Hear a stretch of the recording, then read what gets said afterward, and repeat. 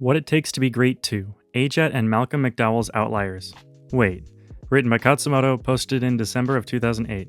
Howdy is not a word I usually use. By now you've probably heard about this already, but in case you haven't, let's talk about it here.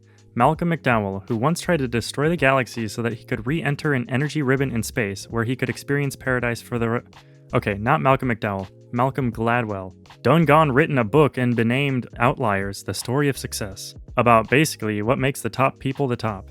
What makes them the greatest of all times. What makes the elite hacksaws of every field pwn so hard. Executive summary, it isn't talent. It's time. 10,000 hours to be exact. Where have you heard this before? Maybe, I don't know, a little blog written by a random Kenyan boy. I haven't read the book yet, I'll probably wait for the translation, but I'm already loving what I read about it in The Guardian, via this post by Golem. Quote, if you put together the stories of hockey players and the Beatles and Bill Joy and Bill Gates, I think we get a more complete picture of the path to success. Joy, Gates, and the Beatles are all undeniably talented. That talent, however, was something other than an innate aptitude for music or maths. It was desire. A key part of what it means to be talented is being able to practice for hours and hours, to the point where it is really hard to know where natural ability stops and where the simple willingness to work, long and consistently, begins. End quote.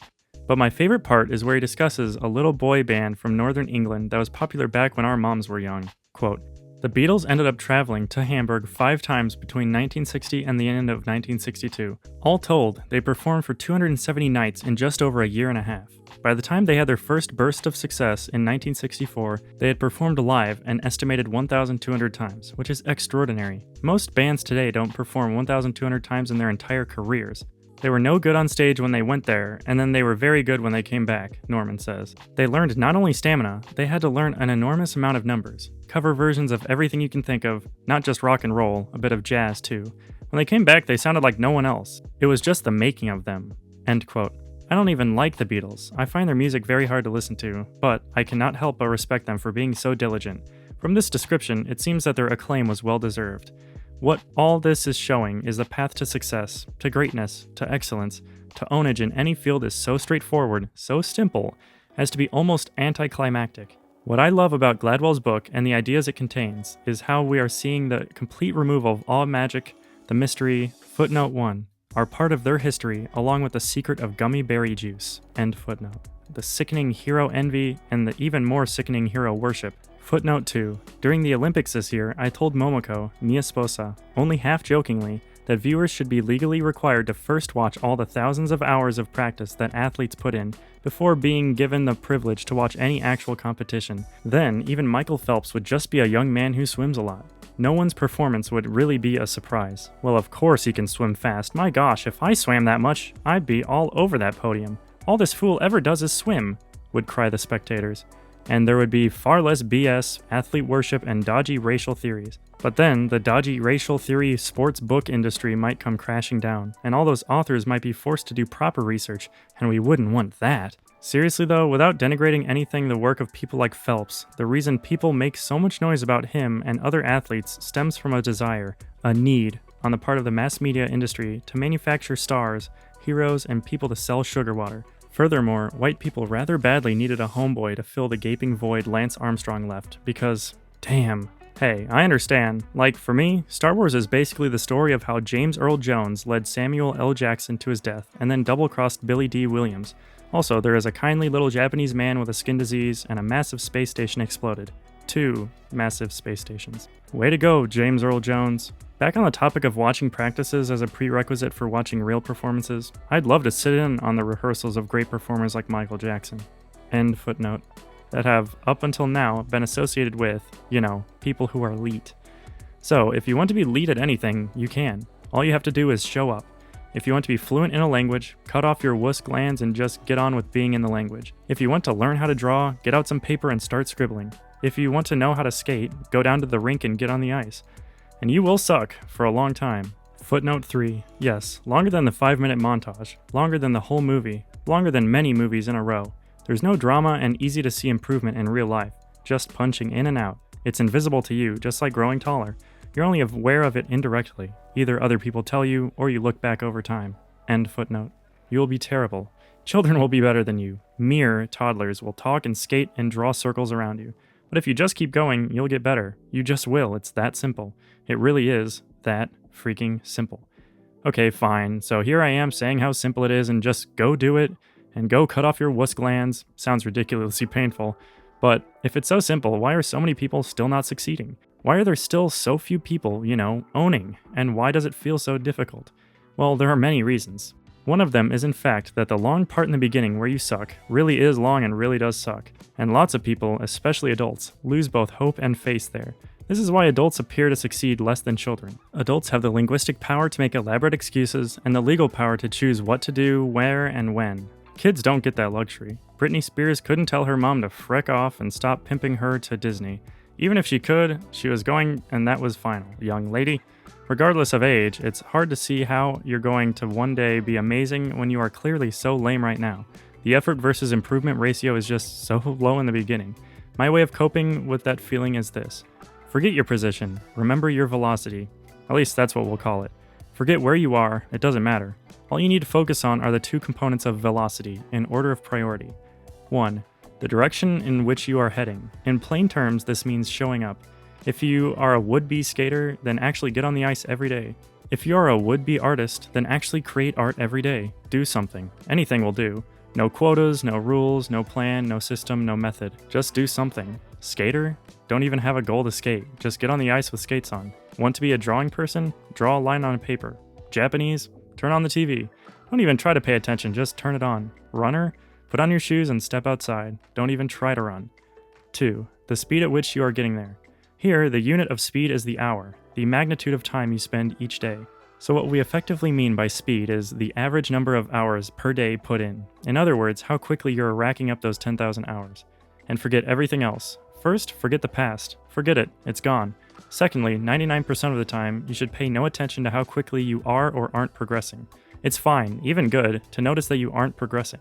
Just ignore the rate of progress because no matter how fast it is or isn't, for most of us postmodern, television-raised kids, it will be longer than 23 minutes, which means it'll be too slow and therefore too depressing. Equals discouraging, equals makes you want to quit. Thirdly, more or less, let go of the future. Don't worry about ETA, estimated time of arrival, i.e. when you will be good. Don't worry about POS, probability of success, i.e. whether you will ever get good. Neither of these are useful pieces of information, and worrying about them won't help you get there any quicker. In short, what I do is treat it like a job. Clarification. On the ground, the physical actions that lead to becoming great are as simple as any menial job. But the mindset is a self/curiosity/interest-directed one, not one of the resignation to victimhood and suffering, nor one of abduction of personal responsibility. Just punch in, punch out. Clock in, clock out. Put in the time. It's a complete no-brainer, like flipping burgers or eating jelly beans or assembling widgets or sticking Lego blocks together. Ever wonder why flight hours are so often used as a measure of how good a pilot is? Because the pilot people knew this all along. If you just punch in, success, greatness, ownage will take care of themselves. What we call talent is merely a phenomenon that naturally and inevitably occurs when someone has done something for a long time. So long that they can observe and manipulate patterns with a speed, accuracy, and finesse that are impossible for the untrained eye, hand, foot, mouth. Don't be intimidated. Rack up those hours and you'll be the man now, dog, too. By the time you visibly, externally, publicly succeed, it'll have been so inevitable for so long, so much a part of you and your daily life, so much a fait accompli, what the French call an accomplished fact, that only other people will be surprised. This happened to me with Japanese. I never set out to learn Japanese in a specific amount of time, at least initially. I merely said, I am going to act Japanese and I am going to keep acting Japanese until it's not acting anymore. I no longer cared about how long it took, who died, whether Bush actually won the election the first time. I was just going to do it for as long as was necessary to get good. In a sense, I succeeded because I gave up. I gave up trying to force and control the process. You see, what had happened before with, for example, my kanji study, pre-SRS, is that I would start and then lose steam and give up for 3 to 6 months at a time. Then after several months, I'd be like, Mother of Bush, if I had been working for all this time, even just 10 characters a day, I would know like 1,800 characters by now.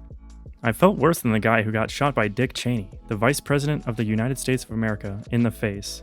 I came to a point where I realized that any daily progress was better than no progress. Anything was better than zero. And it was such a low standard, just do something, that it was like, come on man, just try one. It grows out of the ground, it can't hurt you, man. Come on, man. You're black, I heard they do this all the time in Jamaica. Footnote 4. I know, WTF? End footnote. That it just naturally expanded to take over my life. I didn't have to force it. I didn't have to struggle. My only goal at the daily level was to just be there, i.e. have listened to even 1 second of Japanese. That was enough. I didn't really compare myself to anyone or anything. At the daily level, I didn't really wish or hope or yearn or despair. That would be as idiotically futile as trying to grow. Most of the time, you don't see kids clench their fists, close their eyes, and try to squeeze out a few inches on their leg bones. They just eat food, run around, and sleep. Like a kid, I just was. I ate my food, Japanese materials, ran around with my Japanese friends when they weren't too busy, played on the jungle gym, SRS, and fell asleep to a Japanese lullaby, the news. Just being myself in Japanese. I wanted to remove that whole, if only I lived in Japan, excuse from the equation. That whole, yeah, if you really want to learn it, you've got to visit the country, man, myth. Anyone who knows English teachers in Japan knows that living in the country doesn't mean Jack Bullock's all squat. Footnote 5. The same goes for Mormon missionaries. Yes, a good number actually plug in, get really good, and grow up to be Kent Gilbert, but plenty of them suck. They have no interest in Japan or Japanese and just wanted to get over this 2-year hump and back to courting girls called Emily Sorensen. Their pronunciation makes babies' ears bleed and they are illiterate, which means that if you say something remotely non-biblical to them, like solar system, they will crash faster than Windows 95. I know. I went to a Mormon university and even programmed at the Missionary Training Center. In general, a lot of Mormon missionaries aren't so much good at languages as they are better than most Americans, which is good enough for government work, NSA, CIA, TLA, but not good enough to even read a newspaper. Which is fine, I guess, because it seems that when the American intelligence community needs information about another country, they just make it up anyway. I don't know, dude. They're brown people, right? Just say they were planning to bomb something, I don't know. We need this NIE out today, come on. Ooh, someone's getting his phone tapped today. Having said that, I still love Mormons. Kindest, sweetest people ever. Girls called Emily Sorensen are always baking cookies. Sugar, refined flour, Crisco. End footnote. Back in the day, I didn't have the money, nor the knowledge of how to make money, to go to Japan. But I had access to Japanese audio, video, text, and people. Could I not do something with these? I didn't know for sure, but I had a hunch that something would happen after a lot of repetition. Footnote 6. Ever notice how you're often easily able to remember the chorus of a pop song word for word, but not so much the other verses? I wonder if it has anything to do with the chorus getting repeated anything from 3 to 10 times more than any other part of the song, naturally leading to 3 to 10 times the exposure. I'm just saying, man. I'm just saying. End footnote. So I gave it a try. Ever noticed how kids watch the same few movies over and over again? Is this a coincidence? Or are they trying to figure something out, without their even knowing it? Are kids trying to teach themselves their own language in some way? Anyway, let's wrap up. Remember that the pathetic seeming things you're doing right here and now in your vegan, pizza-stained sweatpants, footnote 7, the uniform of champions, end footnote, are the very steps that make up the journey to greatness, and therefore are essentially equal to success itself. Footnote 8, take climbing a mountain. Which step matters most? The first? The last? That one right in the middle? The odd-numbered ones? Weren't they all necessary? End footnote. They are the private victory that necessarily precedes the public victory. As Ralph Waldo Emerson wrote, quote, "Why all this deference to Bill Gates and the Beatles and Tiger Woods? Suppose they were elite. Did they wear out eliteness? As great a stake depends on your private act today as followed their public and renowned steps. You can own, too, be arch," end quote. So keep going. Keep sucking for now. Don't worry, it's working.